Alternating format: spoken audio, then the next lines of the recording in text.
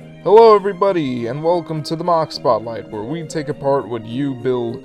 This is your host, Ven, and today we'll be taking a look at Sovereign,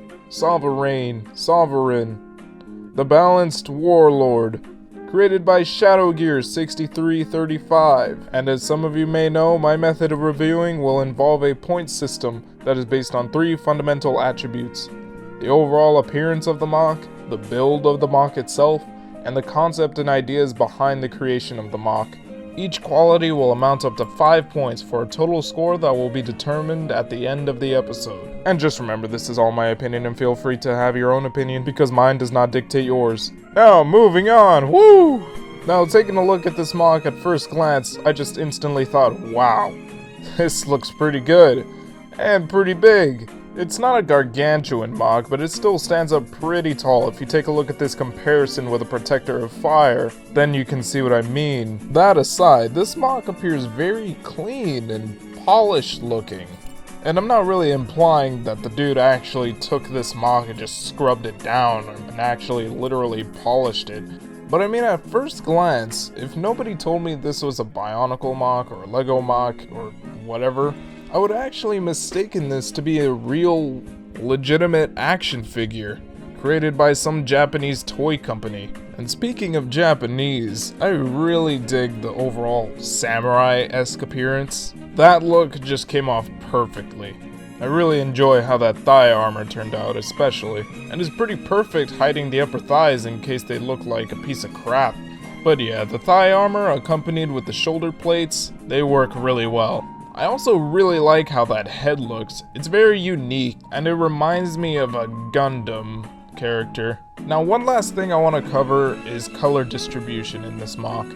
As you can see, there are 4 prominent colors in this M.O.C, mostly white, black, red, and blue. It sounds like quite the mix, and also quite patriotic, but it's put together in this M.O.C fairly well. Neither red or black are really primary or secondary colors. The primary color is white, the secondary color is black.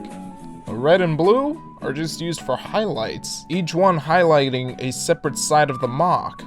And they're both pretty evenly distributed at that. And if I had to make any complaints about this, because I honestly think this looks really good overall, but one thing I would say is that I would have liked to have seen this done on the torso as well.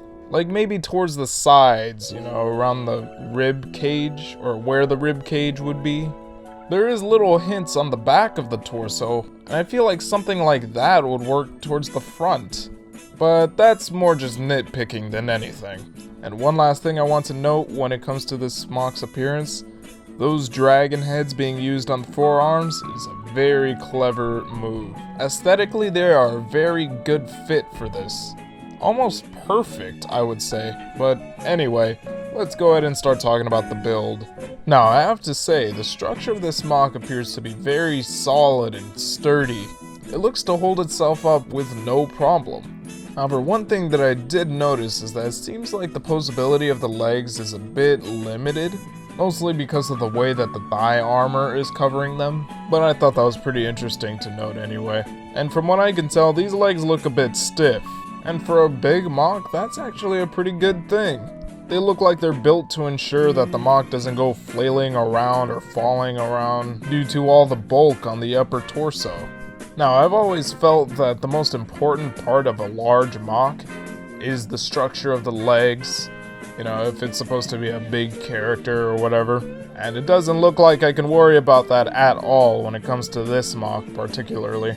Now, moving upwards, I do want to comment on the forearms of this M.O.C, because both the legs and the torso look very structurally solid. But once we start looking at the arms, starting from the shoulders even, this is where I feel things can get a bit worrisome. Now, the thing about these forearms is that they're held together by rubber bands. You can see clearly that the rubber bands are holding the dragon heads to the rest of the forearm. I can't say I trust this connection. It seems a bit highly suspect. And now when I look at the upper arms, there's nothing necessarily wrong with them as far as I can tell. What I did want to comment on is the plates, because they're completely system based. And system parts are, of course, a bit more fragile than Technic parts. They're more prone to coming apart and whatnot. And I guess I could make the same comments about the thigh armor. But I guess what really concerns me more about the shoulder armor is that the arms themselves seem a bit more mobile than the legs. You know, there's going to be more movement in this area. And though that may sound a bit nitpicky, that's always been my concern when it comes to including system parts in a construction build. All that said, there's not much else I feel like I can criticize when it comes to this M.O.C build. If anything, I really have a lot of praise, especially for how he managed to make some of these parts work together so well. So one final note I will say is that I really like the build of the hands. I think I've said what needs to be said about the build, so let's move on to the concepts. The big idea behind this M.O.C is that it's supposed to be a self-MOC of Shadowgear, meaning it is a representation of himself as a samurai warrior looking thing. Shadowgear actually claims this to be the ultimate form of his self-MOC, meaning he's had previous iterations, as you can see here, small, medium, large, like shirt sizes. And if this is truly supposed to be his final form, it really shows. Has definite improvements over the previous two iterations by far. Though interestingly enough, it doesn't really share some of the same characteristics. Well, aside from being all white and being half red, half blue. Now, as far as the design of this M.O.C goes, Shadowgear cites this as his inspiration. Pretty, interesting. But I can definitely see where the influence comes from. With that, Shadowgear does a very good job of executing his ideas in his M.O.C. I think it's pretty great how he takes elements from both fields and makes them very evident in his M.O.C.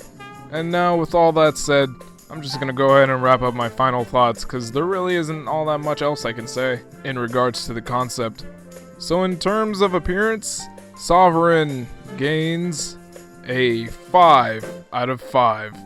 I really like how the entire M.O.C just flows together pretty seamlessly, and I really enjoy how it maintains a consistent bulky samurai look throughout the entire M.O.C. I also really like the looks of those flags. Those are some really neat details. Now, the build of this M.O.C, I'm going to have to give it a 4.5 out of 5. This M.O.C appears to be structurally solid for the most part, but I can't say I really trust the system builds.